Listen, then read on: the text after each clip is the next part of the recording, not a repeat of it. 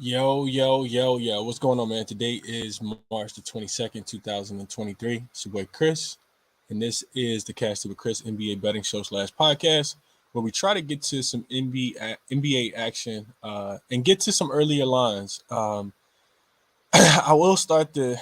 I'll start by saying so the Basketball Forever Podcast Network sponsors the podcast as well, as you guys know. Check out the Basketball Forever Podcast Network.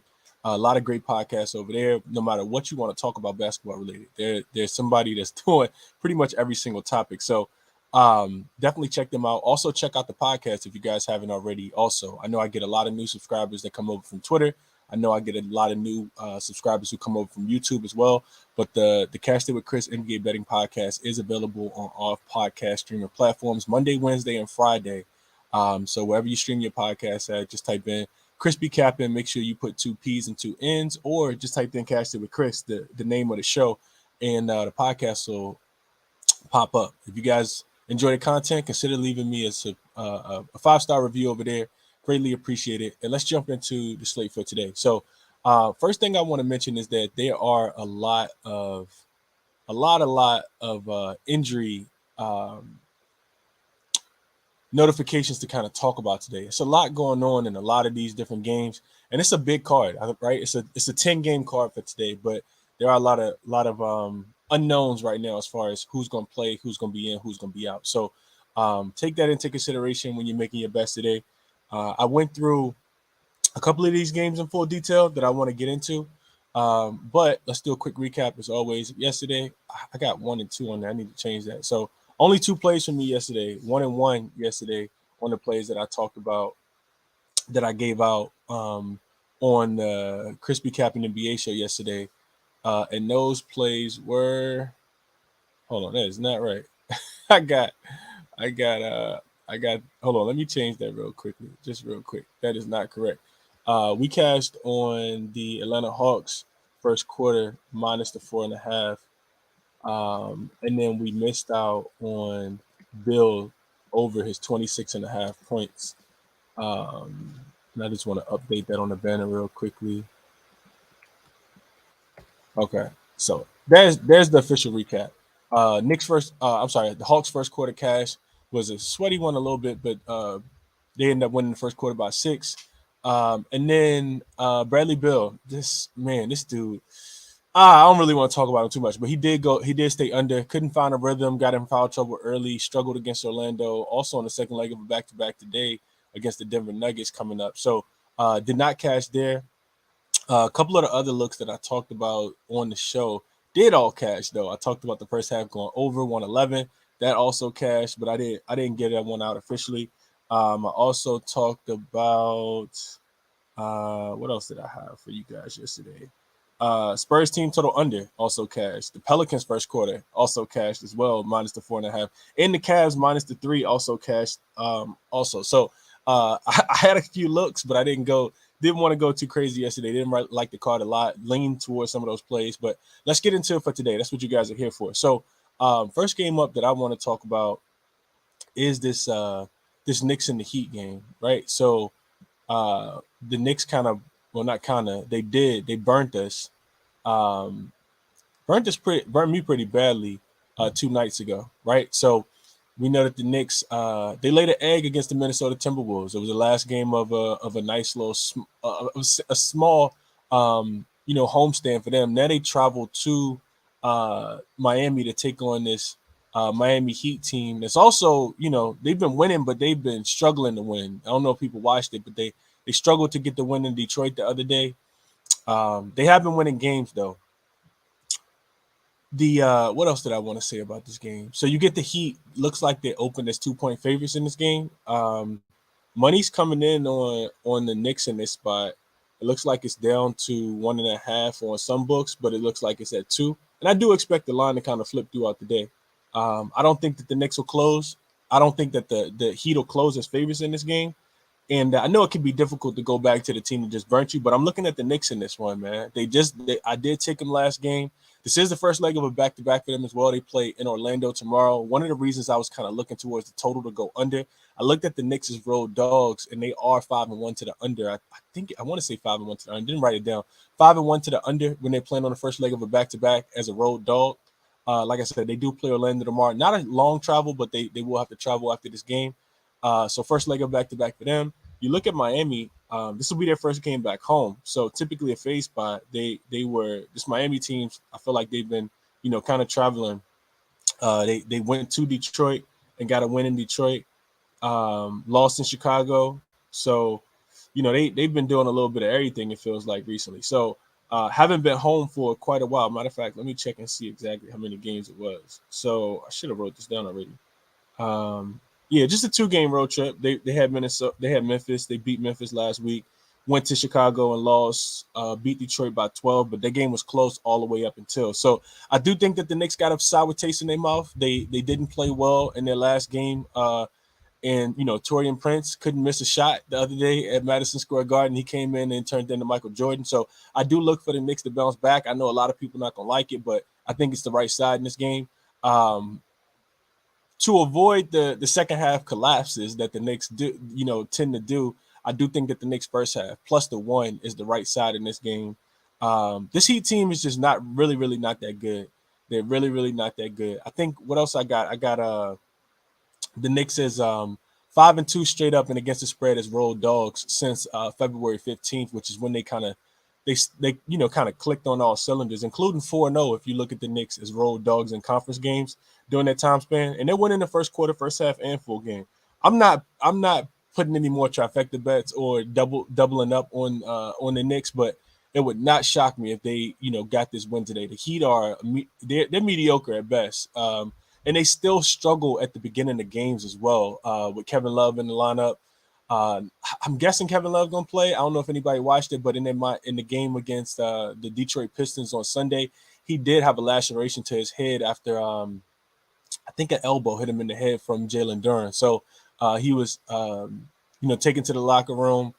Head was gushing with blood, and he did not return. I want to say he didn't return in that game. So they may be short. They may be short Kevin Love as well. So I look for the Knicks to bounce back in this spot. These teams have also played. This is a double revenge game for the Heat, but I can't bet on the Heat right now. I think that the Knicks are the better superior team, and I think that they get the job done. If I'm looking at the game, I'm only playing first half though, just to get in and get out. The Knicks can kind of give it away late. So I like the Knicks first half in this one, plus the 1 if I'm playing that game.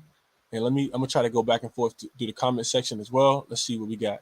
Good morning, Robert. Good morning, JR. I got Matt said I got Denver, New York, and Chicago at the points, and SGA a same game parlay, Golden State in the over. Less cash. Okay, Matt. Best of luck to you today, man. Brian said, "What's happening, Chris? Knicks money line plus 106 for me so far." That's what I'm looking at as well, Brian. I think I like the first quarter a little bit more. Absolutely. What's up, Justin? Watching the show from the beginning. What up, Anthony? Good morning, man. I appreciate y'all in the chat, man, for sure. Justin said he played the Heat minus 125 and the Lakers minus the 104. Stepped on both early. Okay. I hope you get some cash with my Lakers tonight, man. I'm not. I told you guys the other day I'm not touching those guys. Next game I want to touch on really quickly is this 76ers and the Bulls game. I know people are already talking about it. Bulls are hot right now, man. This team seems like they can't lose a game. They are looks like 3 point. It looks like it opened at about 3.5, and they money's coming in on Philly early in this one. Philly is one of the hottest teams in the NBA, 8-2 straight up, 6-4 in their last 10. But Chicago's been getting it done, man. Surprisingly, I know that they took my money on Monday. I had Philly minus the 7, minus the 7.5, and you just see James Harden have one of his worst games of the season. I think the worst game of the season. I think he finished with 5 points the other day. Didn't do a lot at all, and now he's listed as questionable. I don't know if people are paying attention, but James Harden is listed as questionable with an Achilles injury. And to me, I think the 76ers probably play better without him in this spot. And I know that's a lot to say because James Harden is a good player, but when teams have these back to back games where it's a little mini series.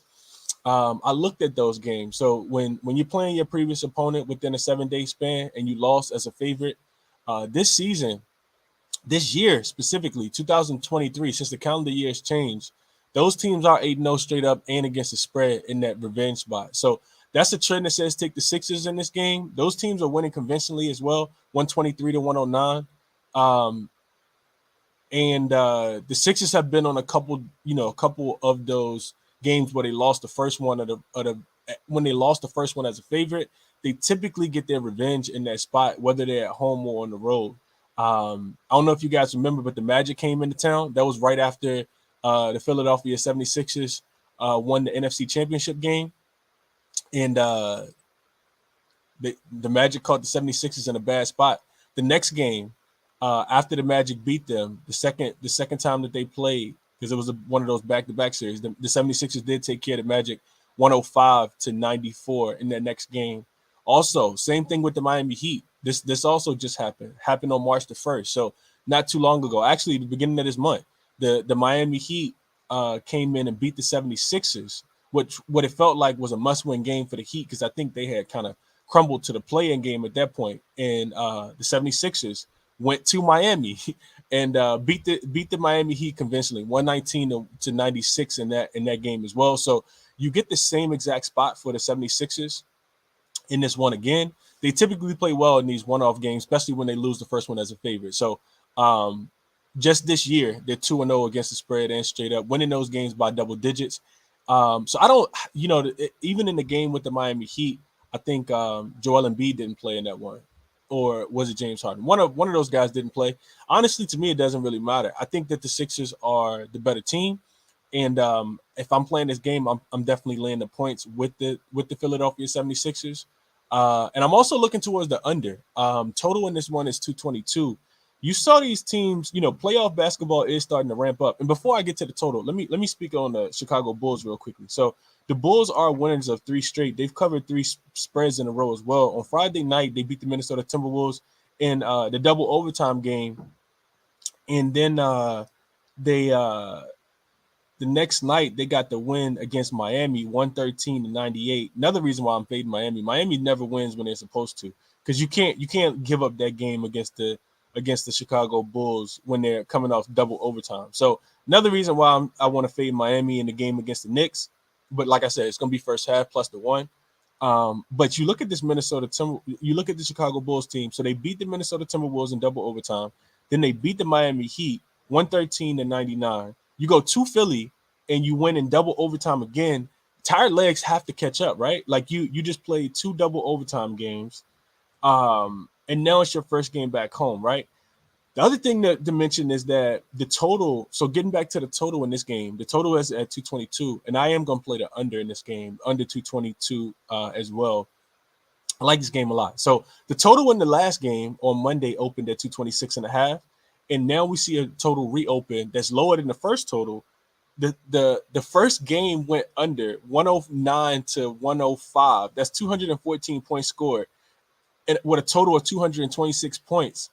And that's without that's with double overtime. So I think that when I don't know exactly what the trend is, but let me see if I can find it real quickly for you guys. So when 2 teams are facing each other that just kind of faced off, and let's see, in the previous total, so in the total is less than the previous total from the first game. See if I can do this on the fly real quick.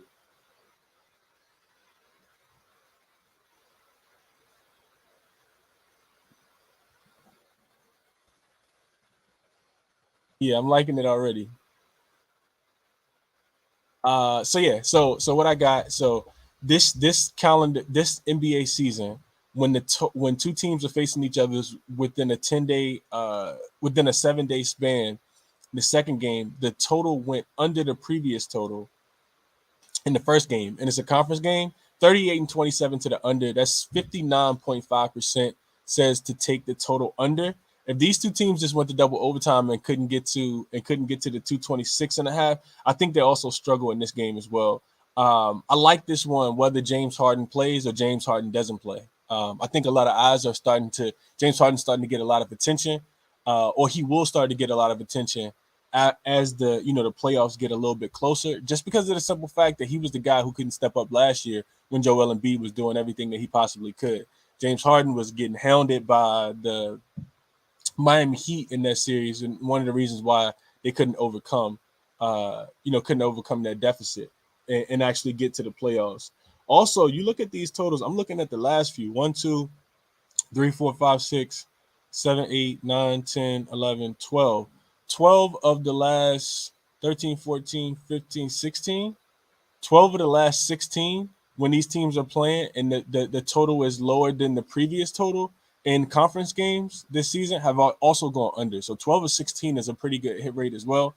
I like this one to go under. I like the game to go under the 222. I also like the Philadelphia 76ers to bounce back and get the win today, even though they did take my money on Monday. So I'm betting on two teams. That shows some maturation in me. I'm looking at betting on two teams that actually lost my money on Monday, that being the New York Knicks plus the 1 in the first half, and the Philadelphia 76ers minus the 3.5 as well. I'm also looking at this game to go under the 222, especially with the first game not even getting the double overtime. Chicago Bulls have been playing really good defense. They've been relying on their defense. Only gave up 105 points in their last game. Gave up 99 against the Miami Heat after a double overtime game. So I do look for this game to go under. Two extremely slow-paced teams as well. And it's that time of the year where we're starting to get some playoff basketball. So defense is starting to play better, and we're actually seeing some unders hit. So those are the two games that I kind of wanted to talk about really quickly. I'm gonna go back to the chat and see what else y'all got for me. Anybody got any questions this morning?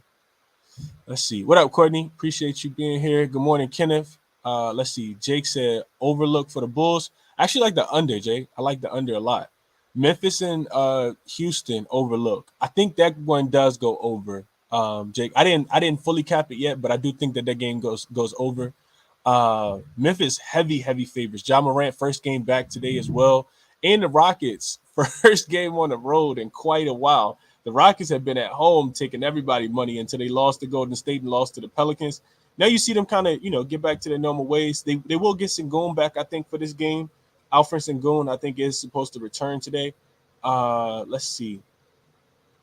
Rockets 6-3-1 against the spread in their last 10 games. However, they have played 1, 2, 3, 4, 5, 6 games in a row at home. Now you get this Memphis Grizzlies team. This is the first of a mini series for them as well. They do play Memphis back to back. Like I said, Ja Morant will be back today, and you get Memphis coming off 3 straight wins. They beat the Spurs in overtime, beat Golden State, and beat Dallas as well. So, with Ja being back today, I'm pretty sure he'll have his minutes limited. But I do think Memphis is probably the right side. I don't want to lay that many points with them. I think Memphis first quarter, first half might be the right spot. But Ja Morant being, kind of thrown back into the lineup is going to be kind of telling. This dude hasn't played basketball in like 2.5 weeks. So, professionally on the court. So it's going to be interesting to see how you feel. I haven't really capped this game completely. So of a solid look, Jake. But if I'm looking at the game I am playing, I think I'm playing the over. I got a little more work to do on that game. I do think that game goes over. Justin said, I'm not betting 76ers the rest of the season. I can't get there. I can't get them right regardless of if I tell or fade them. Yeah, they can be frustrating, Justin. I like taking good teams off a loss, though. I do like taking good teams to bounce back and kind of show their worth. So that's one of the reasons why I'm kind of looking towards them in this spot. Also the Knicks, right? I think the Knicks the same way. Anthony said he loved the Sixers play. I don't usually bet my team, but I am sold. Okay. Let's see. Smokey said, I love the Hawks today. Wolves went crazy from 3. Last game plus revenge spot from the blowout loss at home last week. So Smokey, let's talk about that game real quick. I actually did cap that game, and I'm gonna do it pretty quickly. So I'm gonna tell you why I can't back the Hawks. So it looks like the spread in this one opened at about 4.5 in favor of the Timberwolves. The Hawks are, of course, coming off the back-to-back. They Well, this will be a back to back for them. They did beat the Detroit Pistons last night at home, caught a flight immediately to Minnesota. Karl Anthony Towns is supposed to be back for this one. Anthony Edwards also listed as questionable. One of the reasons why I can't really get there on the side at all, because I need to know who's in and who's out. I'm guessing DeJounte returns for this game. He did not play yesterday with an illness. It can be said that they were trying to keep him, for this game. And this is revenge spot for the Hawks as well. But here's why I can't play the Hawks. Can they win the game? They absolutely can. Can they cover the spread? They absolutely can. But the Hawks are 3-13 straight up, 2-14 against the spread, losing by an average of 8 points, including 1-8 straight up and against the spread when they're traveling from road to home. I'm sorry, when they're traveling from home to road. This is something that I follow really, really closely. The Hawks do not cover spreads when they're having to travel from home to road.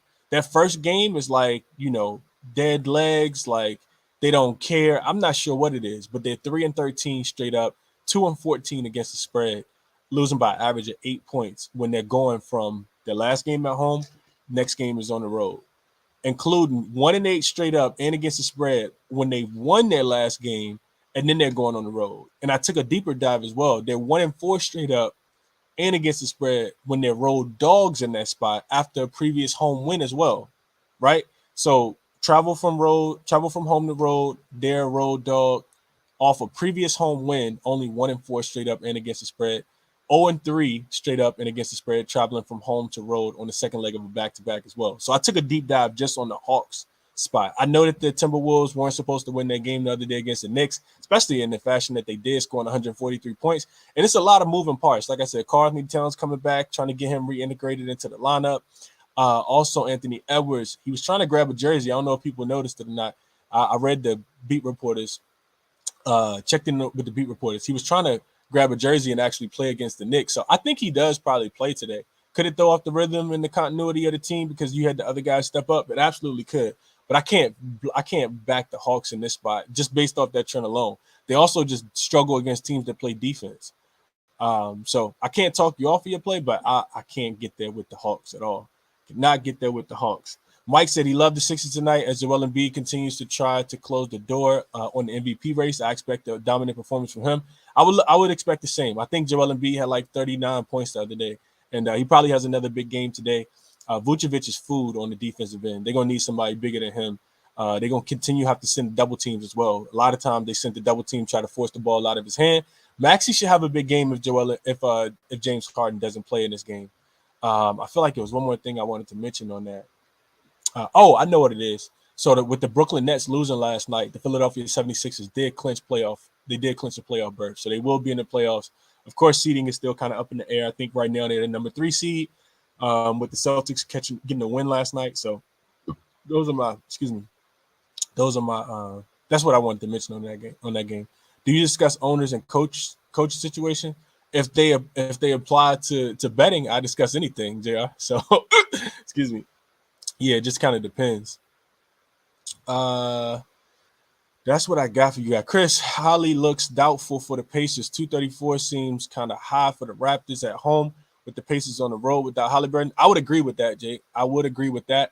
Looking into that game a little bit, I can't trust the Pacers on the road. I think 8 is a premium price to lay with the Raptors. The Raptors have been balling recently. I think the Raptors probably get the win. Do they cover that? I mean, they should get the win. Do they cover that 8-point spread? I'm not 100% sure. They should cover the 8-point spread. I know you should get a fired up Toronto team that does have the rest advantage as well off a loss against the Milwaukee Bucks in a game that they actually could have won on Sunday. So more rested team. Definitely can't trust this Indiana Pacers team on the road at all, especially without Halliburton. Their defensive rating is bottom 5 post All-Star game. So I think the total's that high, Jake, because the Raptors should be able to get whatever it is they want. And the Raptors team total over might be the play in that game. It's probably like 120. That's the way I'd be looking if I'm looking at that game. Why is Bet US line on the Hawks so wide? Plus 175, way above anywhere else. I'm not 100% sure why. Not 100% sure why. What do you think about the Bucks game? So the Bucks are laying 17.5 points tonight against the San Antonio Spurs. And they probably cover it, honestly. They probably win that game by 20, 25 points tonight. Spurs on the second leg of a back-to-back. I looked at double digit. I looked at teams. I looked at road dogs on the second leg of a back-to-back, catching 15 plus points earlier. And I got to get off it, man. I'm running over in time. But I looked at it earlier. I forgot what the trend was. So road dogs and rest equals 0 and line. Road dogs on the second leg of a back-to-back that are catching 15 points or more are 9 and 232 straight up. So that only 3.7% of the time have they won within the Killer Sports database. They're 106 and 127 and 8 against the spread. So 55% of the times, teams that are laying 15 plus points or more facing an opponent that is on the second leg of a back-to-back, they actually cover the spread. And if you look at the entire database, those games are 109 to 91. So teams are winning by 18 points. I think that you probably see the same thing today. So let's look at 17. So if you change it to 17, teams laying 17 points with their opponent on the second leg of a back-to-back, those teams are so road dogs with no rest catching 17 points are 1 in 67 straight up in the Killer Sports database. This goes all the way back to 1998. Losing by an average of 20 points, 110 to 90. Of course, the scores are probably a little bit higher if I was to factor this, but it looks like the last team to actually cover was the Nets. I'm sorry, the Rockets. The Rockets covered in 2017 against the Nets were on the road and covered. They covered 103 to 117. So they still lost the game, but they did cover the spread. So it doesn't happen often. It looks like it's happened 4 times since 2019 season. And all 4 of those teams didn't. It's massive, massive victories. 122 to 95, 124 to 102, 132 to 88. And 128 to 78 as well. So 50-point wins, 40-point wins. It should be a big spot. I think the Bucks do have a game on deck for tomorrow. I forgot who they play. Not tomorrow. Excuse me. The Bucks have a game that they'll probably take a lot more serious coming up. I forgot who it was when I looked at it, but I did take a look at it. Let me see who that was. No, it's not. I'm sorry. It's Utah. They don't care about Utah. They go to Utah. So this is the last game of a 3-game road trip, a 3-game homestand for the Milwaukee Bucks before they travel out west and take on the Utah Jazz, the Denver Nuggets, and the Detroit Pistons. So that's what I got for you guys, man. I done went over a little bit, 27 minutes. You guys could hit the like button for me. Definitely check out the podcast as well. I went into depth in 2 of these games. Well, actually 3 of them. But best bets for today, I'll leave you guys with them at the bottom. I'm looking at the Knicks first half in the bounce back spot. I'm also looking at Philly and Chicago under the 222 and under the 222. I think I'll play both of those now. I'm not going to play Philly on the side quite yet, just because I'm waiting for the news with James Harden. If the news with James Harden comes out that he won't be available, then you'll probably get a better line with the Philadelphia 76ers. The line may go down to about 2.5. So if that's the case, I'm still taking Philly in the bounce back spot, but I just want to get the better line. So I hope that makes sense. Best bets for today are at the bottom. Knicks first half, plus the 1. Philly and Chicago under the 222. Best of luck to you guys today. I appreciate everyone for tapping in with me as always. We'll be back at 5:30 Eastern time as always for the Crispy Cap and NBA show. And let's cash today, man. Let's get some cash today. See you guys later.